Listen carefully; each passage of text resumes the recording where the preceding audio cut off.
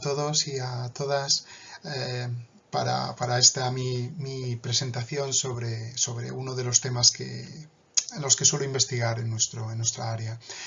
Lo primero, por supuesto, daros las gracias a la organización de estas jornadas, porque creo que lo que estáis haciendo es esencial.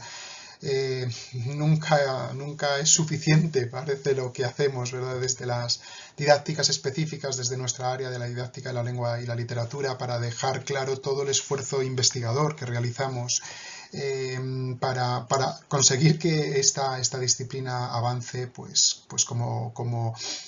como el constructo científico pues, en el que se ha convertido desde que se lleva trabajando, que ya son muchas décadas en cualquier caso. Entonces, simplemente daros las gracias también, dar las gracias a todos los que estáis escuchando esta presentación, ¿de acuerdo?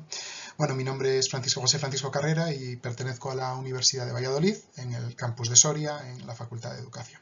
Y de lo que os voy a hablar es del uso del haiku para desarrollar la atención y las capacidades interpretativas en la formación de docentes de infantil y primaria, porque yo trabajo en la Facultad de Educación en ambos grados.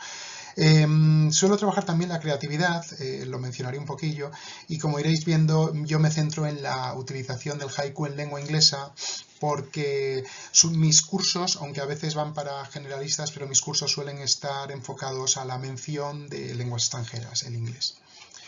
Vamos a ver.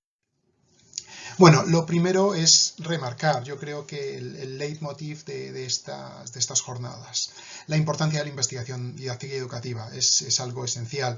Obviamente, como parte involucrada en las dinámicas educativas y generadora de dispositivos didácticos para mejorar el proceso de aprendizaje que experimentan nuestros alumnos, los docentes e investigadores de lenguas y literaturas tenemos que hacer lo posible por entender la realidad educativa en la que nos movemos. Yo creo que esa es una de las claves, ¿no?, de bóveda en nuestras funciones.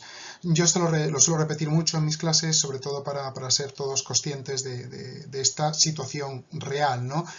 Porque muchas veces damos unas pautas como muy teóricas, como muy generales, y luego se llega al aula y todo es distinto, todo es real, que decimos. Obviamente la realidad educativa es contextual, siempre hay que verla dentro de un contexto. Es compleja, extremadamente compleja, obviamente. ¿Por qué? Sobre todo porque es multifactorial. Hay un montón de factores que están teniendo una incidencia directa en el proceso de enseñanza-aprendizaje. En algún otro momento también de investigación trabajo en la figura del docente como metahermeneuta o como hermeneuta de contextos especialmente complejos, porque está entendiendo la realidad del aula, está entendiendo la realidad del alumno, está entendiendo la realidad del centro en el que trabaja, está entendiendo su propia percepción de esa realidad, con lo cual digamos que hay diversos procesos hermenéuticos interpretativos que están funcionando a la vez en todo momento. Yo me suelo centrar en el uso de recursos para mi investigación, el uso de recursos de índole literaria. A mí es lo que más me ha ayudado para poder entrar en la complejidad del hecho educativo. Entonces, como es una de las cosas que más me ha interesado desde muy jovencito, pues me he centrado en el uso de géneros poéticos y de poesía mínima. Con poesía mínima me refiero a géneros poéticos especialmente cortos, por entendernos. Especialmente el haiku. El haiku es el que más he usado, llevo muchísimos años usándolo, mi tesis doctoral versó sobre ello y digamos que mi carrera investigadora también desde entonces, desde la tesis doctoral, se ha ido centrando de una manera u otra en volver al haiku, porque lo considero un género poético muy útil, como veremos, para enseñar segundos idiomas, por ejemplo. Luego explicaré con mayor detenimiento el porqué. Objetivos. Bien, el objetivo principal, aunque se ramifica, como veréis, es estimular la lectura atenta, la interpretación analógica y la creatividad retroprogresiva. Y esto lo hago desde estas bases epistemológicas que les voy a mostrar. La primera es una mirada atenta y desde el silencio. Y para ello me baso en las teorías y las percepciones de Esquirol y Pablo Dors. Esquirol sobre todo en cuanto al entendimiento y el estudio de la mirada atenta, y a Pablo Dors sobre todo, por supuesto, porque es uno de los grandes estudiosos del silencio. Después parto de una interpretación analógica y aquí, por supuesto, parto y me baso y continúo en la hermenéutica analógica propulsada por el filósofo mexicano Mauricio Beuchot. La interpretación analógica huye de los equivocismos posmodernos y de los univocismos más dogmáticos y lo que propone es una interpretación prudente que es obviamente especialmente contextual y que no rechaza las diversas, una gradación dentro de cada interpretación. Habrá interpretaciones que sean más correctas y menos correctas. Con lo cual se delimita un poco, pues eso, el relativismo propio del posmodernismo, pero también se avanza en la consolidación exclusiva de una interpretación dogmática. Y también, en un tercer momento, lo que propongo es una creatividad retroprogresiva y a partir del concepto de retroprogresión de Salvador Paniker, el filósofo que murió no hace muchos años, por cierto, Paniker. ¿Qué entendemos por creatividad retroprogresiva? Pues que, por supuesto, hay que crear, hay que seguir hacia adelante, hay que hacer cosas nuevas, pero es muy importante no perder la visión de origen. Por ejemplo, en este sentido es muy importante conocer la tradición del haiku, conocer qué es un haiku tradicional, si por ejemplo quisiéramos crear con nuestros alumnos o promover en nuestro alumnado una visión de un nuevo haiku. Paniker con la retroprogresión dice que todo progreso que realmente lo es retroprogreso. Esto es, implica un movimiento hacia adelante, pero sin dejar de mirar hacia atrás en el sentido de recordar ciertas cosas que nos han sido basales en nuestro desarrollo humano y cultural, por supuesto. Destinatarios. Bueno, pues como decía, es muy concreto ahora mismo, aunque por ejemplo en mi tesis doctoral lo que hice fue trabajar con alumnos de quinto y de sexto, de primaria. Pero en este caso, generalmente yo lo que hago es trabajar con futuros formadores de primaria y de infantil, ambos.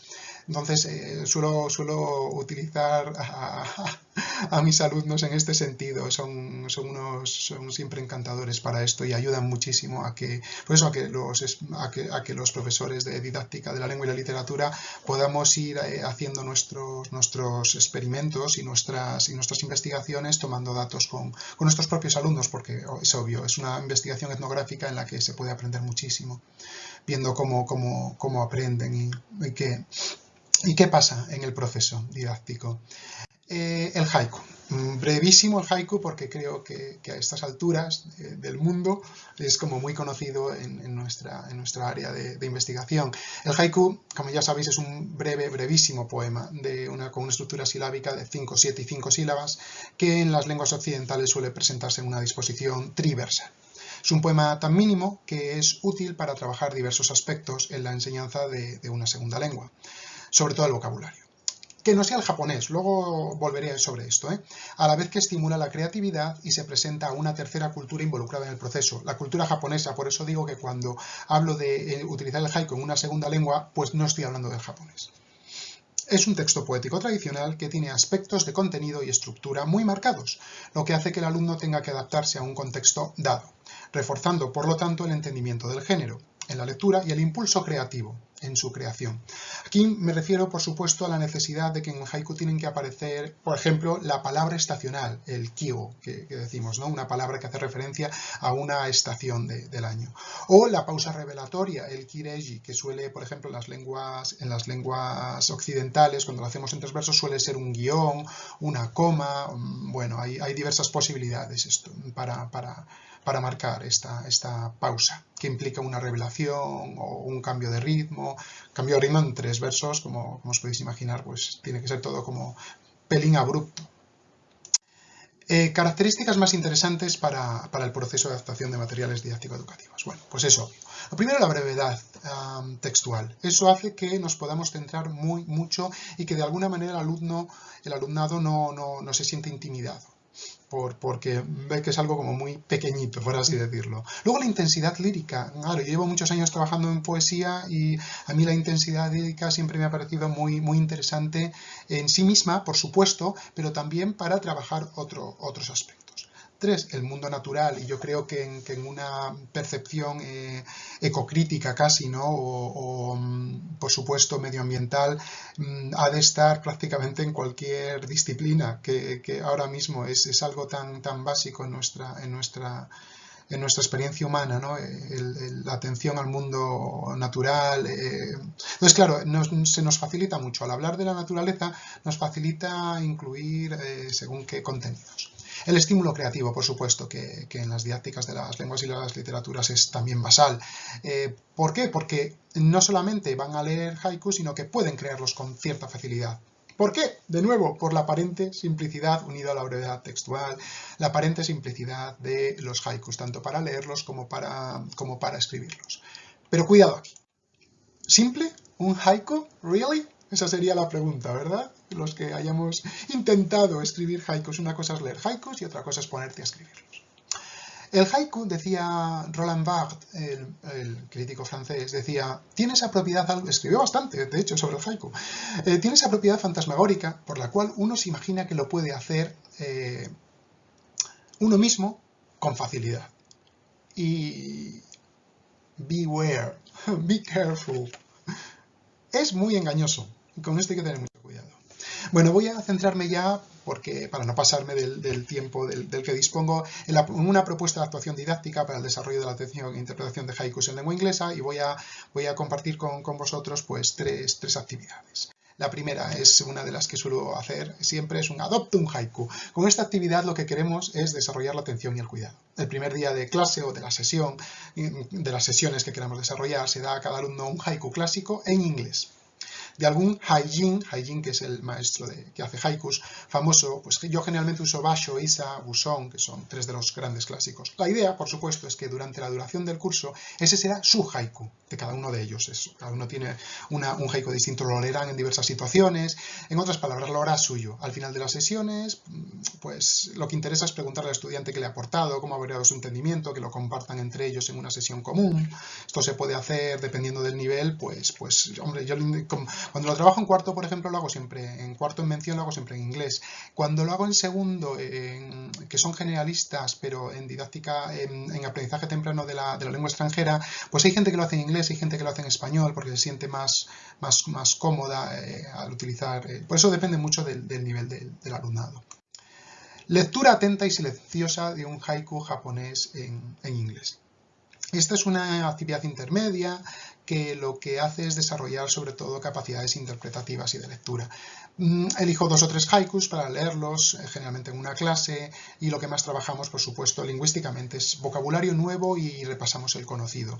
¿Qué me interesa mucho? Que estén muy atentos. Son 3 versos, el vocabulario no tiene por qué ser difícil y si no, pues lo pueden consultar, pero me gusta que estén 15-20 minutos, por ejemplo, leyendo ese haiku, tomando notas, viendo qué ocurre, cómo tienen que estar muy atentos. Luego se comparte.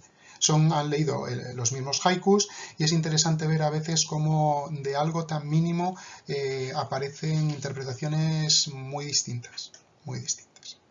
Me voy a detener un poquito en esta porque es una de las que más gusta y a mí me resulta muy interesante. Es una traducción de haikus y haikus al revés. Además, lo de traducción de haikus, cuando por ejemplo lo utilizo también cuando doy metodología de la lengua inglesa para hablar del método Grammar Translation, es una de las cosillas que hacemos, traducir alguna cosilla literaria, poemas, porque eso les hace ser muy atentos, ¿no? También a lo que implica, a cómo es un método superado como el Grammar Translation nos puede dar también puntos de inflexión para reflexionar sobre la investigación didáctica en lengua y literatura.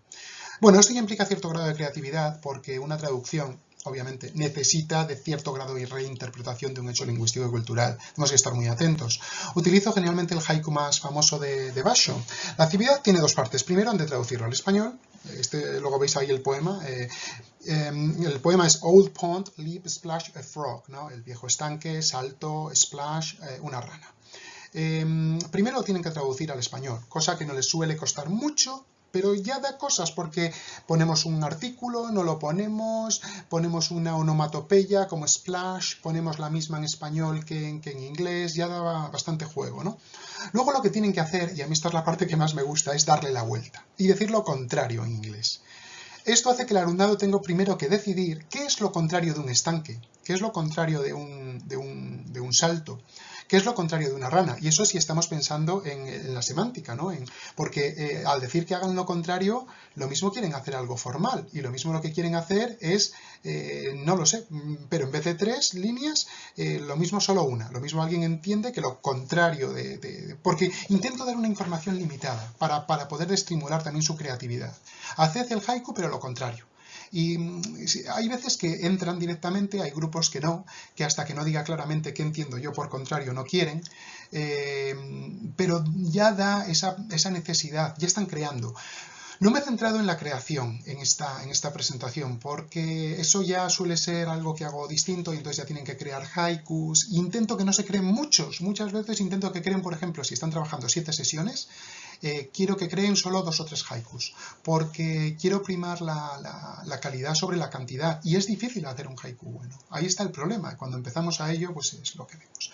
Bueno, como estoy viendo el tiempo sobre los 15 minutos, voy a ir concluyendo.